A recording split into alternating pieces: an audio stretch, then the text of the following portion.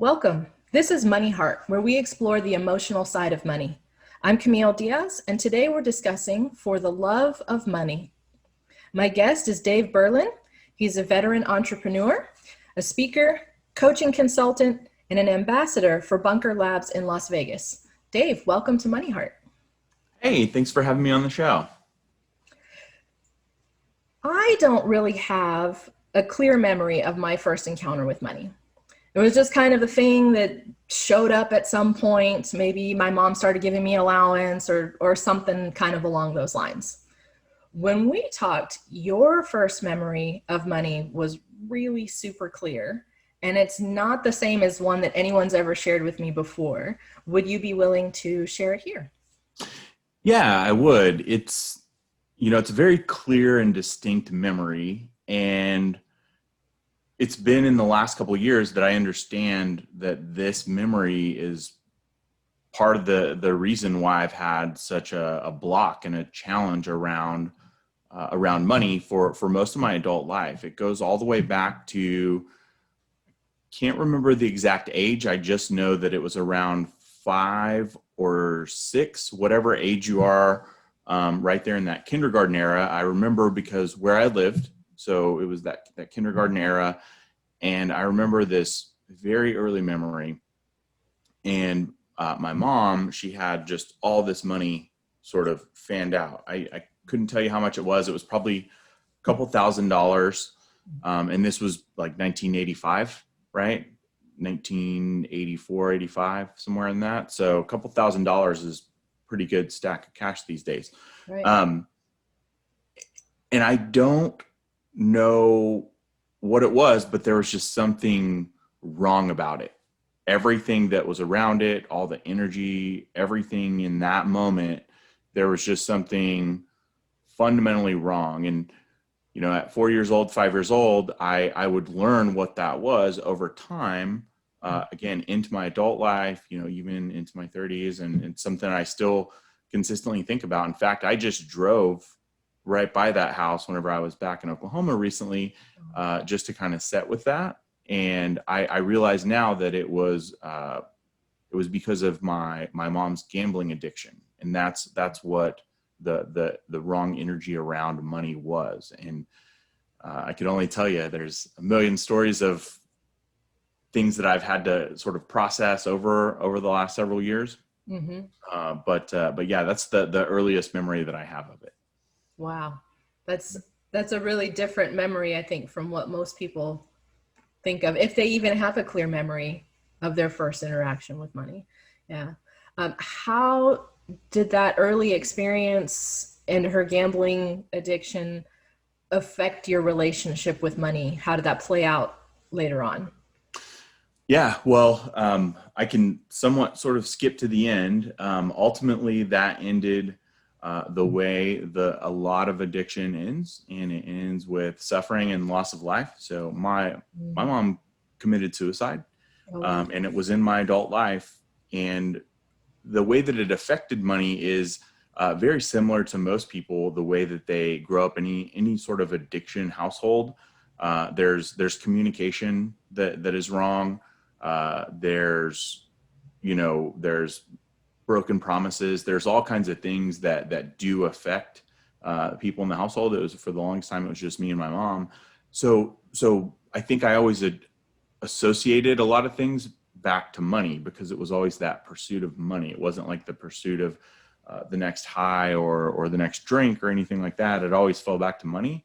So, I mean, for me personally, it definitely created some addictive behaviors that went in different directions. But yeah, that's something that's stuck with me for a really long time. And it was stuff that I really had to work through and process through. Mm-hmm. Yeah, absolutely. And sorry to hear about your mom. That's definitely a very rough way to grow up and super difficult.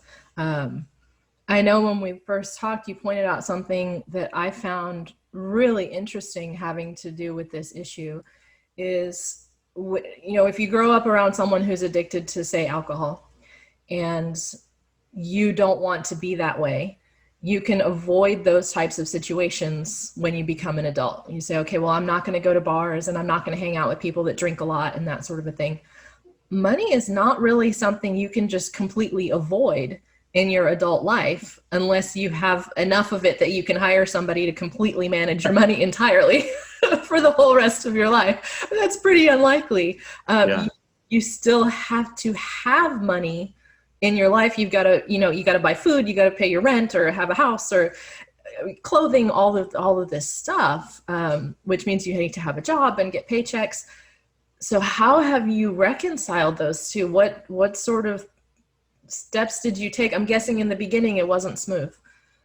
Yeah, well, it is, and I think there's probably people that are listening that have associated with, somebody who was had an addiction to drugs or alcohol or things like that. And, you can avoid some of those things. Like for drugs, it's a lot easier, right? Because you just don't go to places where there are drugs. Sure. For alcohol, it might be a little bit harder, but if you really make an intentional effort, you can always avoid that aisle. You may not always be able to avoid the advertising, but if you're going to the grocery store, to skip that aisle and you can work around it. Money you can't really work around, right? It's always going to be there. Even if you avoid that aisle, when you go to buy bread, there's a price tag on it. And then you got to look at your bank account and then you start processing everything and reverse engineer what's coming out, what's going in. And it just can turn into this crazy spiral. So I think it's, I didn't even really understand that I could have a mindset around money. I think a lot of it was just a natural behavior through teenage years and adolescence. I lost my mom. I was an adult. I was 25 years old. So since that time, there was a lot of repair and a lot of, foundational things. And then of course, when I would find myself in these crazy money situations, I would probably naturally start to process it like I think my mom would have, just because that's what I grew up around. Mm-hmm. So I had to really be watchful of that stuff. And where I know I got very intentional about it was when I started really pushing for growth, personal, professional growth, reading books and things like that. But I can tell you where the biggest challenge came and where I know I'm on the right path as far as approaching the right mindset around money. I moved to Las Vegas almost 2 years ago. Wow. And I haven't placed a bet on any table or any game or any of that stuff since I've lived here. And that's, talk about, avoiding that aisle. I mean, I'm in casinos all the time. Just this last week, I was at a big meeting space at the Cosmopolitan and, I walk through the casinos. I'm fascinated watching people and just meeting people. Mm-hmm. But that's one of those things where I know that I'm tackling that mindset around money sort of head on. So, because I'm thinking about this, that, when whatever city you're in, business meetings are going to happen at the big conference centers and hotels. Mm-hmm. In Las Vegas, all of the business meetings probably happen in casinos. Is that accurate? Yeah, there's a few other places outside of that. Sure. Mm-hmm. Some people do want to break away from the strip and stuff like that. But even in the convenience stores here, there's a row of machines, wow, that you can walk in. Yeah. So it is, we don't all live in hotels and stuff like that, like some people might think, but yeah, there's a lot of business and all that stuff that is done around the casinos. So mm-hmm. it's something that, I'm always watchful of. When people come into town from all over, a lot of times they want to go play craps and blackjack, and I can sit with them and, I can socialize, and it doesn't really bother me that much anymore, because I know that I'm tackling that stuff sort of head on.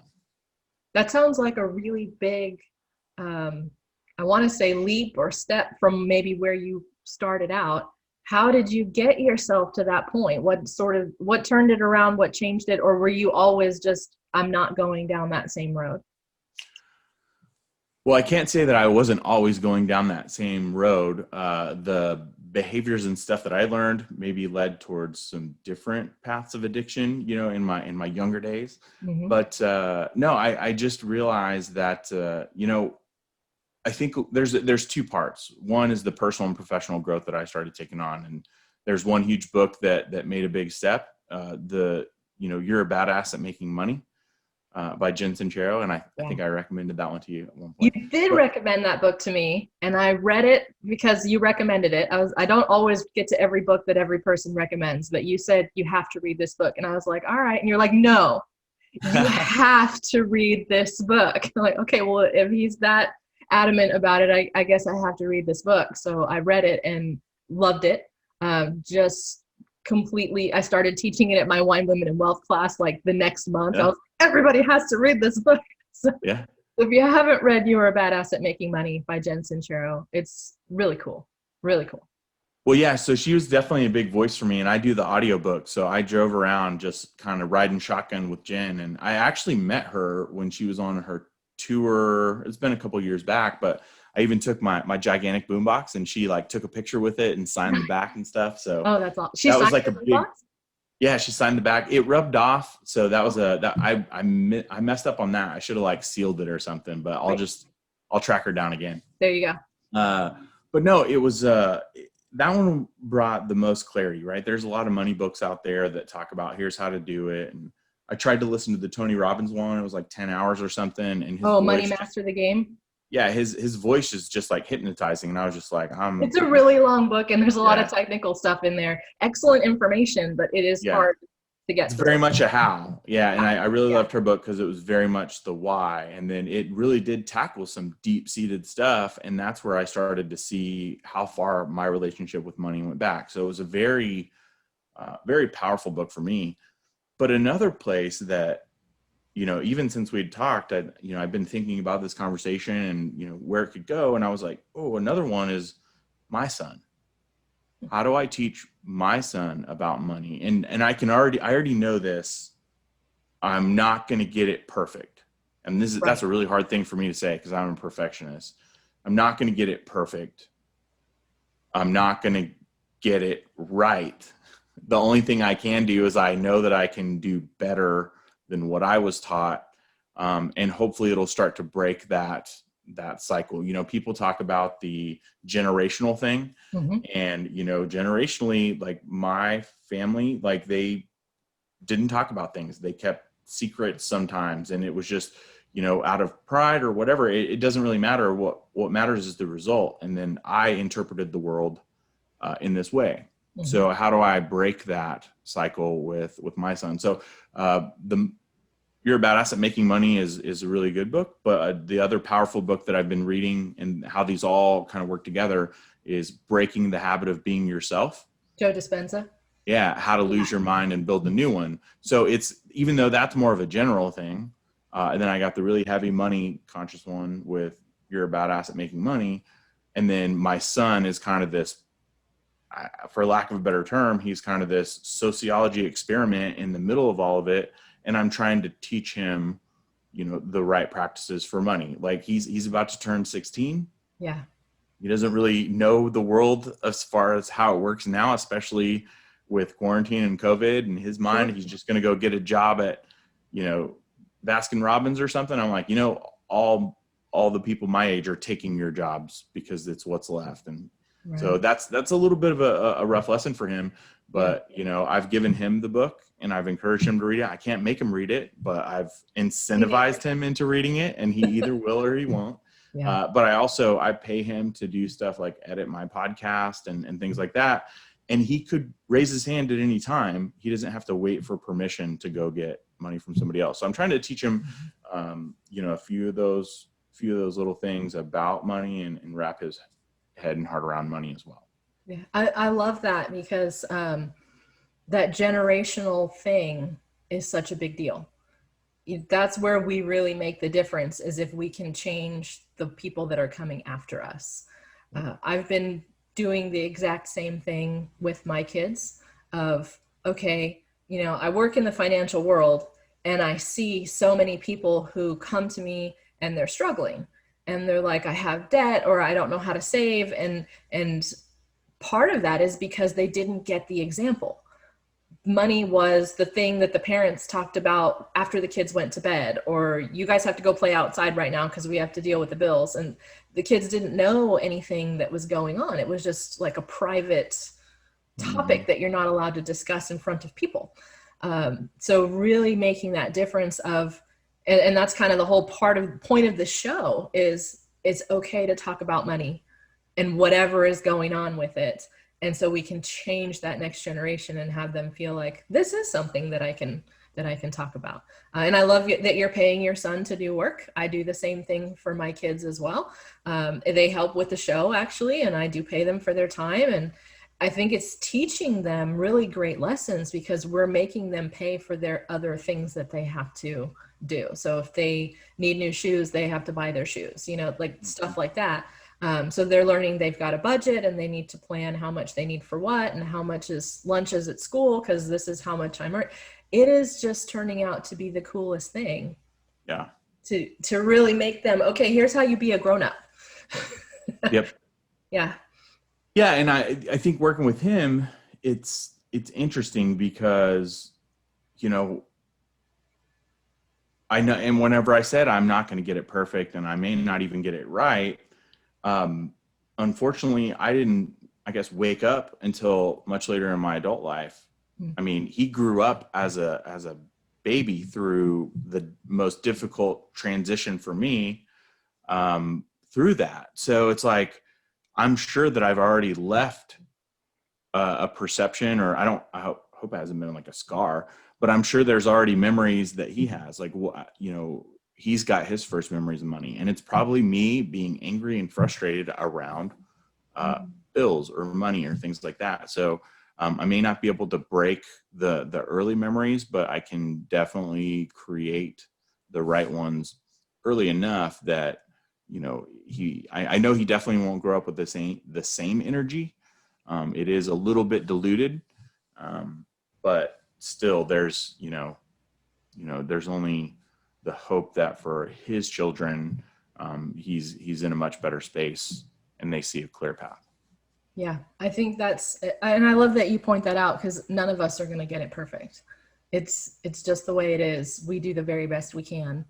And then we hope that the next people after us do even better than we did. That's always the goal, right? It's like, if my kids can do it better than I can, and if their kids can do it better than we both did. So yeah.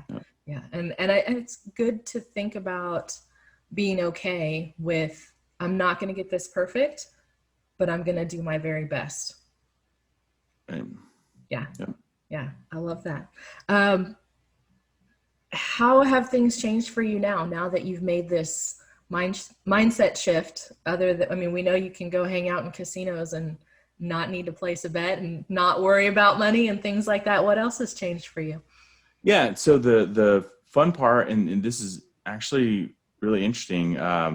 Went through a big transition recently and moved into a new house, and doing that, there was a big opportunity to sort of shed a lot of skin, right? I came out here, sort of on hopes and dreams. I drove a rental car one way, and I was living downtown, and it was not a very safe area in downtown Las Vegas. Downtown Las Vegas is safe, but there are some places that are not. It's not safe. Like the Strip. Yeah. Right. So it was this, and I was walking everywhere and just pinching pennies, coaching, just really trying to build myself back up. And, there's been some layers to that. And as I moved into this next place, huge housing addition, stuff like that. We've got a big 5-bedroom house, and I've got my own office now. And as I have really been approaching and looking at all those different levels of growth, the next piece for me, I guess, where I'm really getting hyper focused is now comes the time for all the work that I've put in, and it's, multiple streams of revenue. So, and I'm not trying to just go out and find 10, it's like, what are the ones that align with my core values, that align with my business, and, that align with the work that I do with veterans and all those things. And how do I create some more passive income and stuff like that? And it's definitely a big stepping stone for me in my growth, because forever it was always like paycheck to paycheck, right? And it was always somebody else paying, and there wasn't any like things that I was doing that was generating income or wealth on the other side. And I guess the biggest part is tackling that conversation around money. And the biggest client that I'm working with right now, it started as an advisory role, right? Because I'm a coach and a consultant, and he had a business, and it was like, oh, I need you to come in and help me frame things out to where it can grow. And I'm like, okay, great. Foundational consultant, so I step in. Well, it's a business around money, and he does loans he's a loan concierge for businesses. So, they can go find whether they need to do personal loans or a combination of different business loans. Basically he's like a broker in between 500 different lenders. Yeah. Well, in the first week that I spent in my 10 hours advisory role, it turned into, we need you here all the time. So he kind of bought all of my time as an exclusive client. So I'm pulling, 40, 50 hours a week there.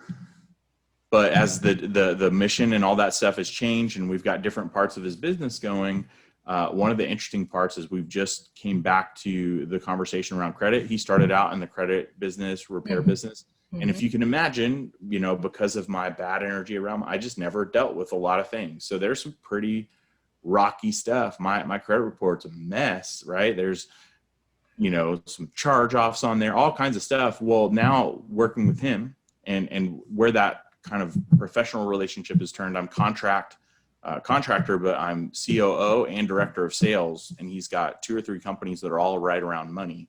So I'm really leaning into this conversation hard. So it's webinars on how to improve your credit. It's all these different things. So it's like learning it at a very deep level, but also teaching it back to other people. That's what fills my heart bucket, fills my soul. And then it's not like a crook thing where, I'm just like, oh, I'm out, smashing rocks, and getting paid $10 to go do a job. Now I get to do something where, I'm building an organization, I'm helping him grow it. But at the same time, the conversation that I have to have every day is around credit. It's around money. So I'm really just leaning into that. And as I just hit 40, I'm like, all right, well, 30 was the decade of adventure and learning. 40 is the decade of just really getting real with this thing called money. I love that. You brought up a lot of different things there. The concept of doing something that aligns with your values, and the fact that you are receiving challenge in exactly the area that you needed/wanted it. You wanted to improve your relationship with money. And so here you go. Yeah. What are you struggling with? I'm struggling with my credit. Here it is. Yeah. Build this business and fix your money. Yep. Right. So. Right. That's just so cool how that's all worked out for you. I love that. Yeah. Yeah. And I will say this, because I never would have saw this coming. Like so many people, I was working for a big influencer prior to COVID, and through COVID, and like literally the day that everything opened back up, I got fired. And it was like, oh, this is great, whole new world. I have no idea what I'm going to do. But I immediately started picking up books, and I just kept learning. And like literally 2 days later, this guy, his name's Anthony, he reached out and he said, hey, we had met one time before, and he was like, hey, I don't know what you're working on, but I could use your help on something. And it was kind of like this door just said, all right, let's go this direction. So yeah, learning a lot about credit, how to fix your credit, what you can do with it. And I know that's a weird conversation for some people. Some people will like fight you in the street and say, credit's bad, credit's a tool. That's great. I'm just trying to clean up my situation. And there's some people that clean up theirs. One of the things that I always make people promise me is like, promise me anything that we teach you, you're not just going to go sign up for credit cards and stack up more debt. Like, please promise me that, because we will help it grow. It's just, don't use it for the wrong reasons. But that's some of those generational things that I think people learn. And I've done the, don't acquire debt for a long time. And like, I never got out of the parking spot. It was, or maybe I got out of the parking spot, but I never got out of the parking lot. You're just circling, huh? Now I'm just like, all right, let's go. Yeah, get out on the road. I love it. What are you up to next, or what project are you working on?